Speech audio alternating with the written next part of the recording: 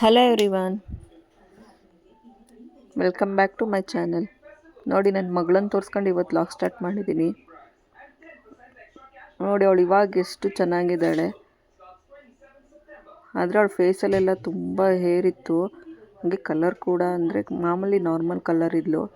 But ಅವಳ ಕಲರೆಲ್ಲ ಯಾವ ರೀತಿ ಚೇಂಜ್ ಮಾಡಿದೆ ಅಂತೇಳಿ ಇವತ್ತೊಂದು ಲಾಗಲ್ಲಿ ತಿಳಿಸ್ಕೊಡ್ತಾ ಇದ್ದೀನಿ. ಇಂಟ್ರೆಸ್ಟ್ ಇದ್ದವರು ಲೈಕ್ ಅಂದರೆ ವೀಡಿಯೋನ ಸ್ಕಿಪ್ ಮಾಡದೆ ಫುಲ್ಲು ನೋಡಿ. ಹಾಗೆ ಇಷ್ಟ ಆದರೆ ಲೈಕ್ ಮಾಡಿ, ಆದಷ್ಟು ಸಬ್ಸ್ಕ್ರೈಬ್ ಮಾಡಿ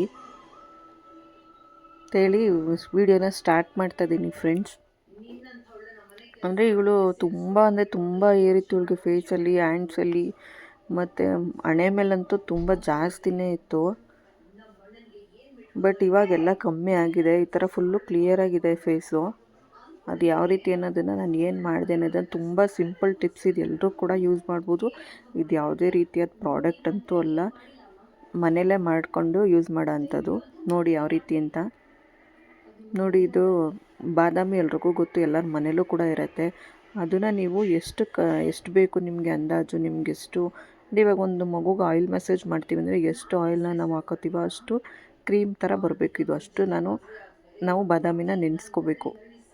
ನೋಡಿ, ನನ್ನ ಮಗಳಿಗೆ 3 ಬಾದಾಮಿ ಆದರೆ ಸಾಕಾಗುತ್ತೆ. ನಾನು ಅದಕ್ಕೆ 3 ಬಾದಾಮಿ ನೆನೆಸಿಟ್ಟು ಈ ಥರ ಸಿಪ್ಪೆ ತೆಗೆದು ಇಟ್ಕೋಬೇಕು. ಈ ಥರ ಸಿಪ್ಪೆ ಎಲ್ಲ ತೆಗೆದು ಇಟ್ಕೊಂಡಾದ್ಮೇಲೆ ಅದನ್ನು ನಾನೇನು ಮಾಡ್ತೀನಿ ಅಂದರೆ ನನ್ನದು ಎದೆ ಹಾಲು ಅಂದರೆ ಬ್ರೆಸ್ಟ್ ಮಿಲ್ಕಲ್ಲೇ ಇದನ್ನು ಚೆನ್ನಾಗಿ ತೆಗೆದುಬಿಟ್ಟು ನನ್ನ ಮಗಳಿಗೆ ಅಪ್ಲೈ ಮಾಡ್ತೀನಿ.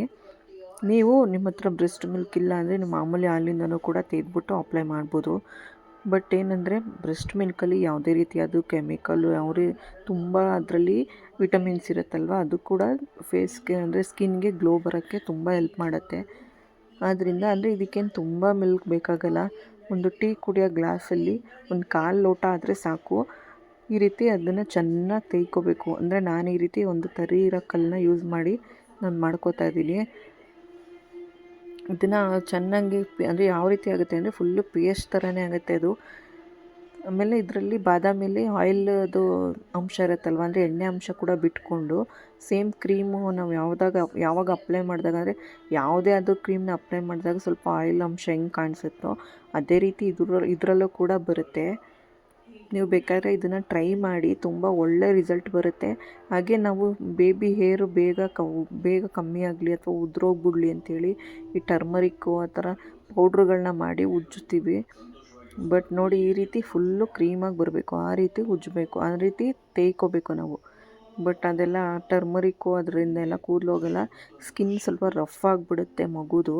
ಅದರಿಂದ ಇದನ್ನು ಟಿಪ್ಸ್ನ ಯೂಸ್ ಮಾಡಿ ನೋಡಿ, ತುಂಬ ಚೆನ್ನಾಗಿರುತ್ತೆ. ನೋಡಿ, ಈ ರೀತಿ ಫುಲ್ಲು ಕ್ರೀಮಾಗಿ ಬರುತ್ತೆ. ನೋಡಿ, ಎಲ್ಲ ಆಯಿಲ್ ಹಿಂಗೆ ಕಾಣಿಸ್ತಾ ಇದೆ, ಸ್ವಲ್ಪ ಆಯಿಲ್ ಥರ. ನಾನು ಬ್ರೆಸ್ಟ್ ಮಿಲ್ಕ್ ಹಾಕ್ಬಿಟ್ಟು ಇದನ್ನು ಫುಲ್ಲು ಕಲ್ಲಲ್ಲಿ ತೆಯ್ದು ಕ್ರೀಮ್ ಮಾಡಿರೋದು. ಹಾಗೆ ನಮಗೆ ಮಗು ಫುಲ್ ಬಾಡಿಗೆ ತೋರಿಸಿದ್ರೆ ಕಾಪಿರೈಟ್ ಕ್ಲೈಮ್ ಆಗ್ತಾರೆ ಅಂತೇಳಿ ನಾನು ಫುಲ್ ತೋರಿಸ್ತಾ ಇಲ್ಲ. ನೋಡಿ, ಅವಳು ಬರೀ ಹ್ಯಾಂಡ್ಸಲ್ಲಿ ಮಾತ್ರ ತೋರಿಸ್ತಾ ಇದ್ದೀನಿ. ನೋಡಿ, ಅವಳು ಕೂದಲು ಈ ರೀತಿ ಇಷ್ಟೊಂದೆಲ್ಲ ಕೂದಲಿತ್ತು, ಇವಾಗ ಕಮ್ಮಿ ಆಗಿದೆ. ನೋಡಿ, ಈ ರೀತಿ ಅಪ್ಲೈ ಮಾಡಬೇಕು. ನಾನು ಅಪ್ಲೈ ಮಾಡೋದು ಕೂಡ ತೋರಿಸ್ತಾ ಇಲ್ಲ.